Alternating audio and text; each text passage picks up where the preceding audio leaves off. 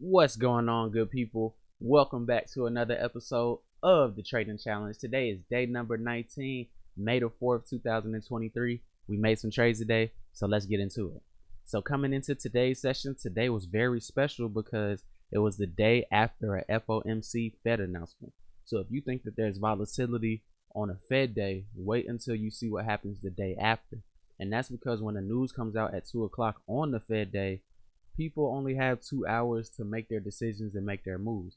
But when they come back the next day, people have had a whole night to study, look at fundamentals, look at technical analysis, and get their trades ready for the next day. And you have a lot of activity that goes on the day that follows the Fed meeting. So that's what we were dealing with today. So let's start our analysis from 9:30 this morning and let's talk about it. So go over here to 9:30. That part of the chart isn't shown, but what happened is basically we had a huge bear spike to the downside, which has been a common theme throughout this week, which is interesting because last week, 4 out of 5 days were days that started off with a bull spike to the upside.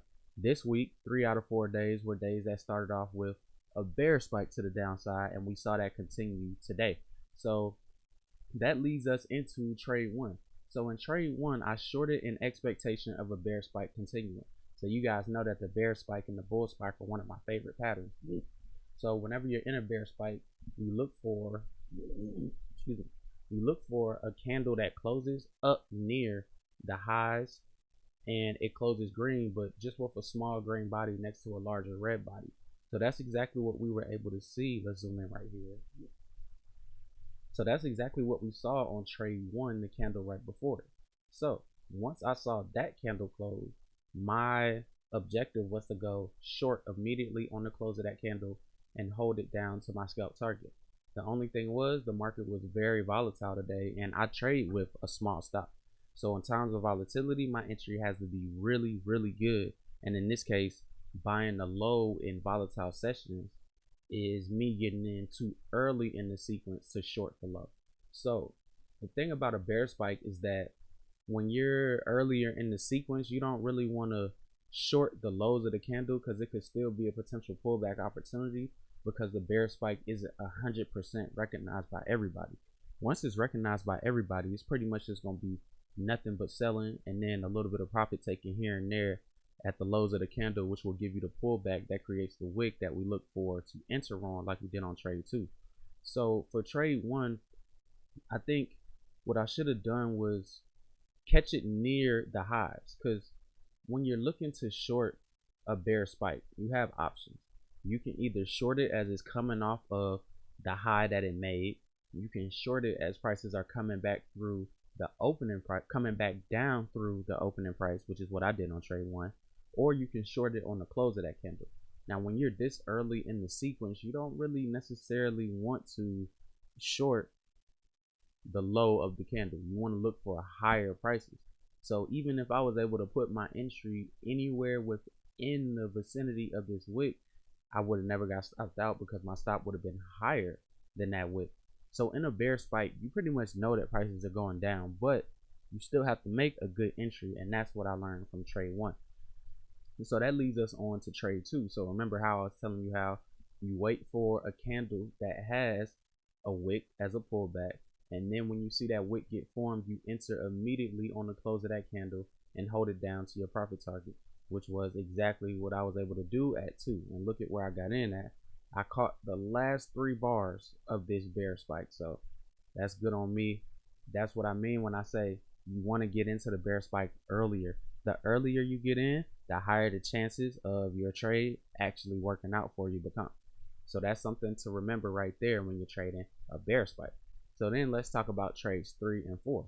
So once prices came back and made this bottom, let's zoom in a little bit more.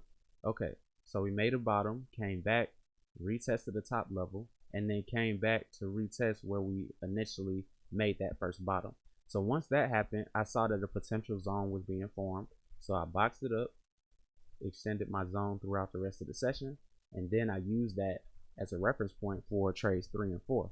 So on trade 3, I looked to go short once prices came back up to the top of the zone, but they actually spiked through the zone and came back to retest this wick, which makes sense. In the downtrend, you usually see prices come back and retest major wicks that just stick out like this.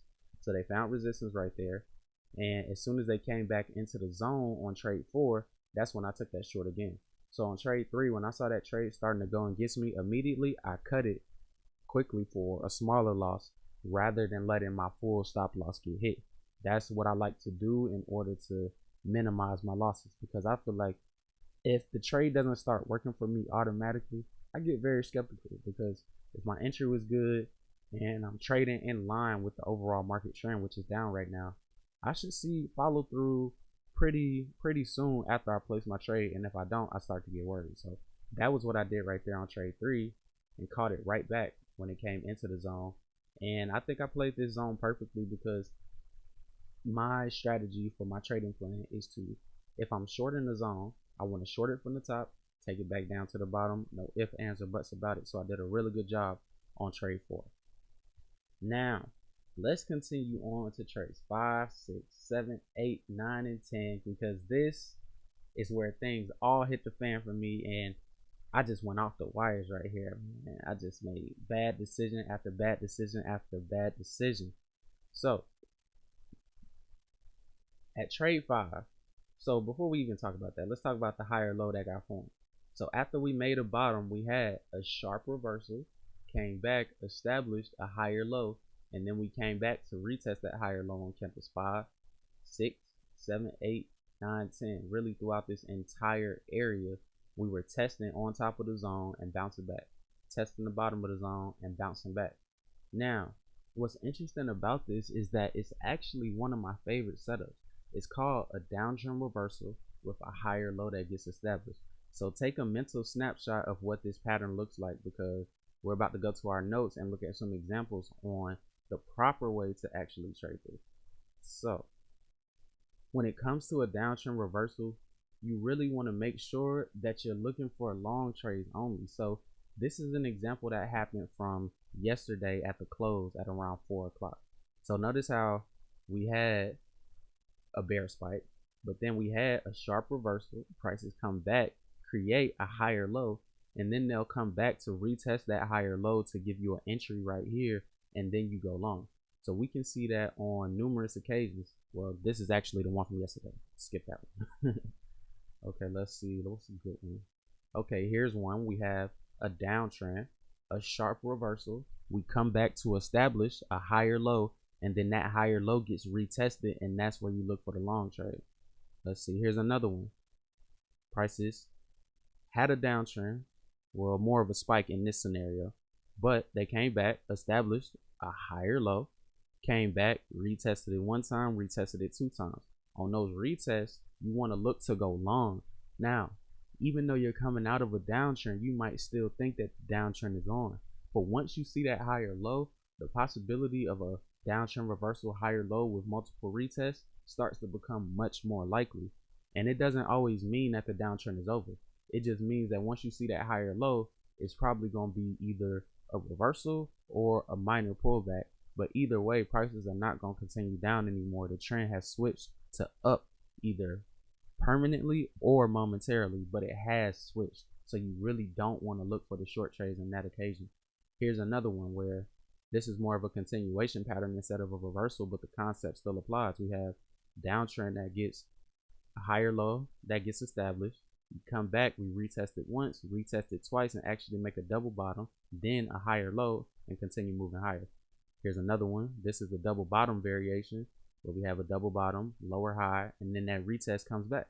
So when we look at, oh wait, hold on, let's go back to today's chart. So when we look at today's chart, we can actually see that I traded this setup the incorrect way. I was actually supposed to go long at trade 5, 6, 7, 8, 9, and 10. Now, of course, in reality, I probably would have never went long at all 5 of those, but I needed to go long on at least one of those trades.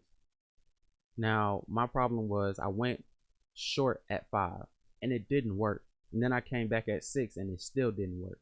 Now, after I have 2 trades in a row from the same general area in the same direction that don't work, that tells me that I need to take a step back and reevaluate what's going on, because I'm clearly wrong. The wrong decision to make in this scenario would be to continue to do the same things that weren't working from before. The right decision in this scenario would be to step back, reevaluate, see exactly what's going on in the markets. If you need to switch over to a clean chart and look at a clean chart, look at that and do that and use that to your advantage. But don't sit there and try and force yourself to be right when the market is clearly telling you that you're wrong. So I took losses on trade 5, 6, 7, 8, 9, not on 10. On 10, the move that I was looking for. So on trades 5, 6, 7, 8, and 9, I'm looking for continuation of the downtrend. I'm expecting something like we saw yesterday where prices will push through the zone and then come all the way back down. So that's what I was expecting on 5, 6, 7, 8, and 9.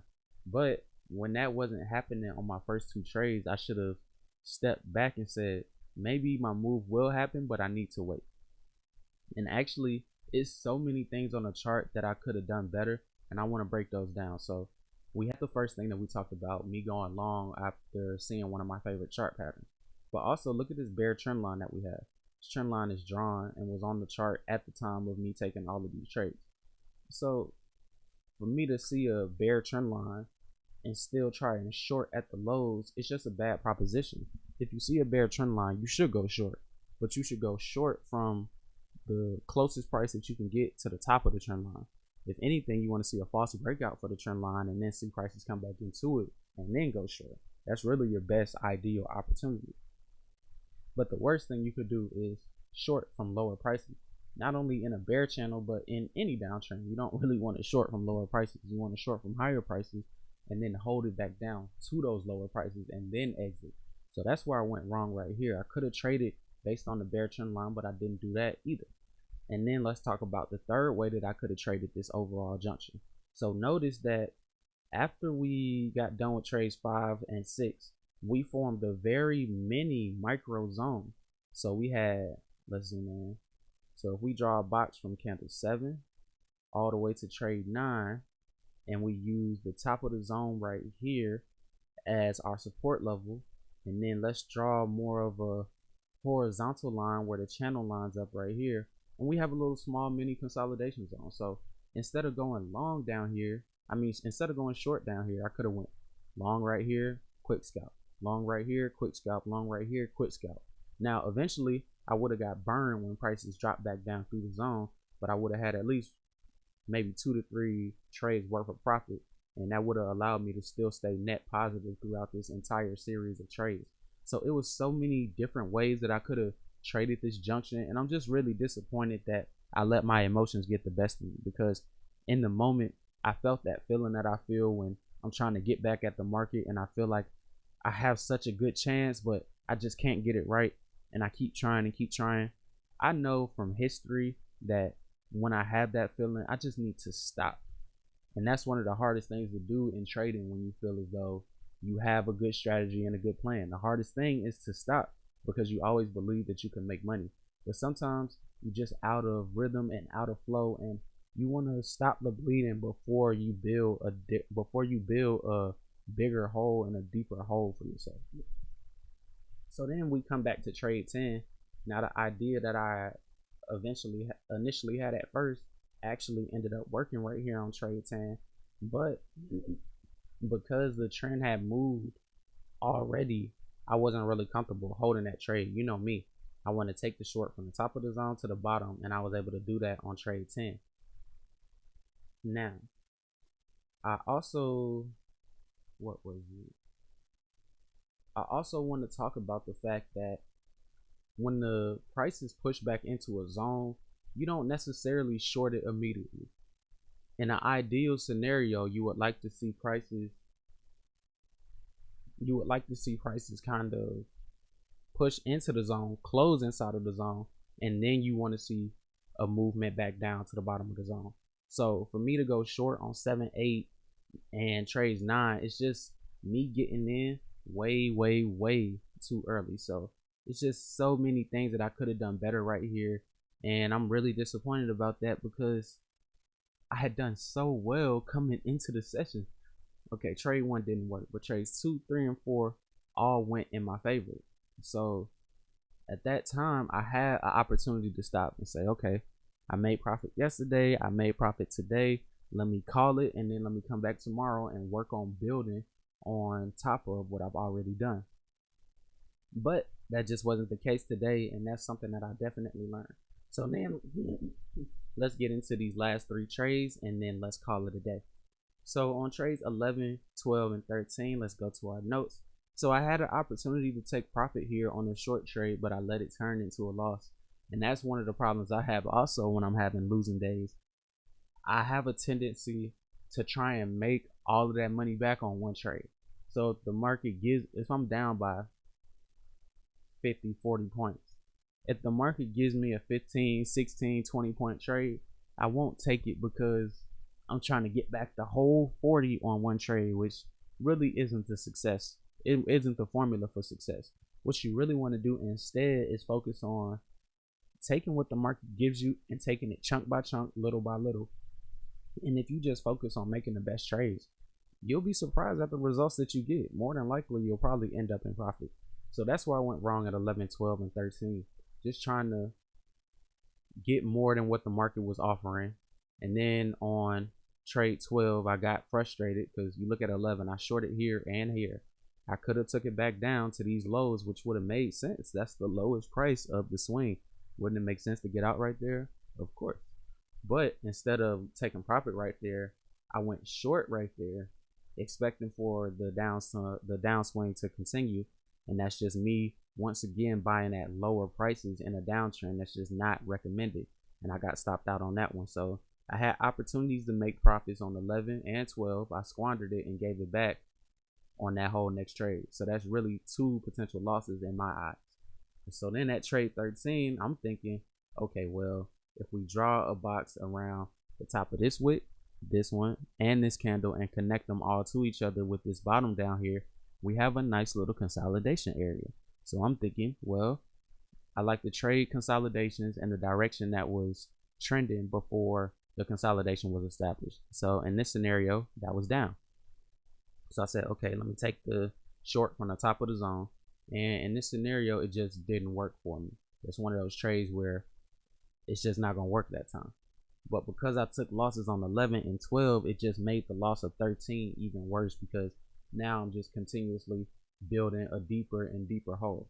So that's where I decided to call it a day, because not only was I out of rhythm, but you see my daily loss limit up here. It's the worst losing day I've had since I started the challenge. And once you go over $1,000 in loss limits, they actually kick you out of the challenge and you fail. So I had to stop, because we want to make sure that we can continue to trade the next day. That's always the goal. So overall, man, I'm disappointed in my performance, but I'm not mad at myself because I know exactly where I went wrong. I started off so well doing the right things, and then let me be honest, on trades 5 through 13, I just got cocky. I said, I had a big day yesterday. I made good gains. I came back in the morning. I started hitting it off the right way, making good gains. I started thinking that I was invincible. Every decision that I make in the market is going to be right. It's no way I can take a losing trade. No, sir. No way. But that's just not the case. Even if you believe in your abilities, you still have to respect the market. Always. The market always wins. You'll never be right above the market. The market says it's going this way, then that's the way that prices are going, and you need to be in line with those prices if you want to make money. If you want to lose money, well, hey, go against it. That's exactly what I did at trades 5 through 10. So that's a lesson for me and everybody else that's going to watch this one day. Do not fight the trend. Whatever you do, do not fight the market. So I think overall what I need to work on is my discipline, my pattern recognition, and my ability to be able to call it a day, not only when I'm up in profits, but also when I'm down and I'm hit a level where I feel like I don't want to take any losses past this point. So I think that's what I need to work on. And you know what? I'm actually very optimistic going into the Friday that we have coming up tomorrow, because it's a non-farm payrolls day. If it was volatility from the Fed meeting, then you add in the volatility from the non-farm payrolls, it's going to be plenty of opportunities on Friday So I want to go in, redeem myself, and do what I'm supposed to, and trade my plan the right way, like I've been doing these past few weeks, and get back to doing what works. So overall, man, today was, but we survived it. That's what matters. That's what's important. We survived it, and we learned from it. So I'm gonna take those lessons that I learned, apply those lessons in my back testing session, and work on coming back on Friday as a much better trader and making the right decisions. So I appreciate you guys for tuning in with me today. It is day number 19. So I'll see you tomorrow at 8:30 a.m. sharp and at 9:30 a.m. because we're trading non-farm payrolls at 8:30 and then the opening at 9:30. So I'll see you then, and until then, take it easy.